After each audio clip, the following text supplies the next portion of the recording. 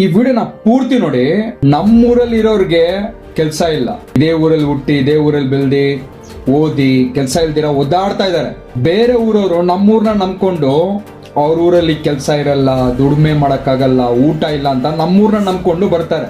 ಅಂತವ್ರನ್ನ ಯಾಮಾರ್ಸೋದು ಸರಿನಾ? ಒಂದು ಪೇಂಟ್ ಕೆಲಸ ಮಾಡೋರು ಇವರು ನಿಜವಾಗ್ಲೂ 100 ರೂಪಾಯಿ ಕೊಟ್ಟಿದ ತಕ್ಷಣ ಆ ಮನುಷ್ಯ ಕಣ್ಣಲ್ಲಿ ನೀರು ಬರ್ತದೆ, ಅಷ್ಟೊಂದು ಪೇನ್ ನೋಡ್ಬೋದು. ಯಾರೇ ಇರ್ಲಿ, ನೀವು ಒಂದು 100 ರೂಪಾಯಿ ಎಕ್ಸ್ಟ್ರಾ ಸಂಪಾದನೆ ಮಾಡ್ಬೋದು. ಈ ಊರಲ್ಲಿ ಇವ್ರಿಗೆ ಕೆಲಸ ಕೊಟ್ರೆ ಜಾಸ್ತಿ ಸ್ಯಾಲ್ರಿ ಕೇಳ್ತಾರೆ ಅಂತ ಒಂದೇ ಕಾರಣ ಇಲ್ಲ ಬೇರೆ ಊರಿಂದ ನಾರ್ತ್ ಇಂದ ಬರೋರಿಗೆ ಕೆಲಸ ಕೊಡ್ತೀರಾ, ಇದೇ ಸತ್ಯ.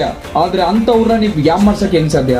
ಈ ವಿಡಿಯೋದಲ್ಲಿ ಆ ಮನುಷ್ಯ ಹೇಳ್ತಾ ಇದ್ದಾನೆ, 3 ದಿವಸದಿಂದ ಸತಾಯಿಸ್ತಾ ಇದ್ದಾನೆ, ನಾಳೆ ಕೊಡ್ತೀನಿ ಅಂತ. ನಾನು ಊರಿಗೆ ಹೋಗ್ಬಿಡ್ತೀನಿ, ನನಗೆ ತಿರ್ಗಾ ಈ ಊರಿಗೆ ಬರಲ್ಲ ಅಂತ. ನಿಜವಾಗ್ಲೂ ನಮ್ಮೂರ ಆ ಥರ ಅಲ್ಲ.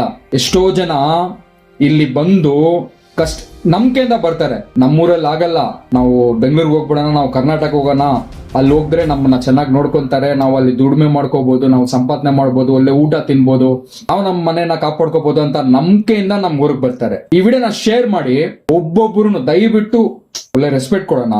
ಬೇರೆ ಊರಿಂದ ಬರ್ತಾರೆ, ಅವ್ರ ಕೆಲಸ ನಾವು ಕೊಡ್ತೀವಿ. ನಮ್ಮೂರಲ್ಲಿ ಇರೋರ್ ಕೆಲಸ ಕೊಡಲ್ಲ, ಬೇರೆಯವರು ಊರಿಂದ ಬರೋರ್ಗೆ ಕೆಲಸ ಕೊಡ್ತೀವಲ್ಲ, ಅಟ್ಲೀಸ್ಟ್ ಅವ್ರನ್ನಾದ್ರೂ ಒಳ್ಳೆ ರೀತಿಯಲ್ಲಿ ನೋಡ್ಕೊಳ್ಳಿ, ಒಂದು ರೆಸ್ಪೆಕ್ಟ್ಫುಲ್ ಆಗಿ. ಅವ್ರ ಕೆಲಸ ತಗ್ಸ್ಕೊಂತಿರಲ್ಲ, ಅವ್ರದ್ದು ಸ್ಯಾಲ್ರಿ ಏನಾದ್ರು ಕೊಟ್ಬಿಡಿ. ದಯವಿಟ್ಟು ಈ ವಿಡಿಯೋನ ಶೇರ್ ಮಾಡಿ. ಒಂದು ರಿಕ್ವೆಸ್ಟ್ ಅಷ್ಟೇ. ಬಾಯ್.